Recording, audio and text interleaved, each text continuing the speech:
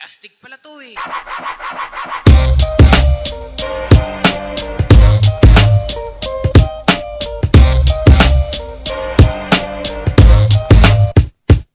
Astig ako, kahit saan mo ko dalhin, nakahanda ko sumagot. Kung gusto mo kong tanungin, di ako umaatras kung hinahamon mo ko. Di mo ko pwede malanse, di mo ko maloloko. Astig ako, kaya marami na akong kasama. Pinapakinggan ng lahat pag nagsasalita na. Tumingin ka sa paligid, ang dami naglita na. Kung ayaw mo mapahamak sa aking kabumarkada sa eskwelahan o kahit nasa labas, dala-dala ko ang pinagkaloob sa aking lakas. Kahit magkampi-kampihan pa kayo, di mo ko matutumba, mananatili sa pagtayo.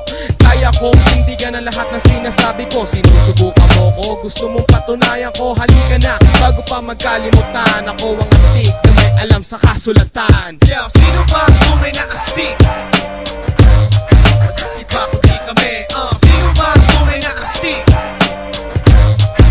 Iba kundi kami. Sino ba tunay na astig? Iba kundi kami. Sino ba tunay na astig? Iba kundi kami. Gusto kong sabihin sa'yo, kung di mo pa alam, ang labang ko ay espiritual at hindi sa laman. Kaya umpisahan na ang durugan ng maling turo. Matibay ang damdamin at si Kristo ang aking guro. Sigurado, kailangan ng bukas na isipan upang masumpungan na natin ang katwiran. Kailangan lang malaman mo ang tamang paraan. Nasusulat yan, ba't di mo subukang balikan? Dun sa Biblia, ang katotohanan ay lulutang maniwala ka. Dahil walang labis, walang kulang, kaya saliksik mo na nang maalis sa liko. Para maging astig ka na rin, katulad ko. Kapag nasa tama ka, di ka mapapano. Lalong-lalo na kapag magkakasama tayo. Mapalad ang bumabasa, ang sabi ng aklat. Gusto mo maging astig, simulan mo na ang pagbuklat. Yo, sino ba tunay na astig? Walang iba kundi kami. Sino ba tunay na astig? Walang iba kundi kami. Sino ba tunay na astig? Walang iba kundi kami. Sino ba tunay na astig?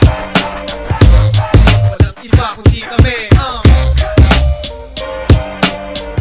We have the awareness in spiritual things to institute godliness. Bible Reader Society International.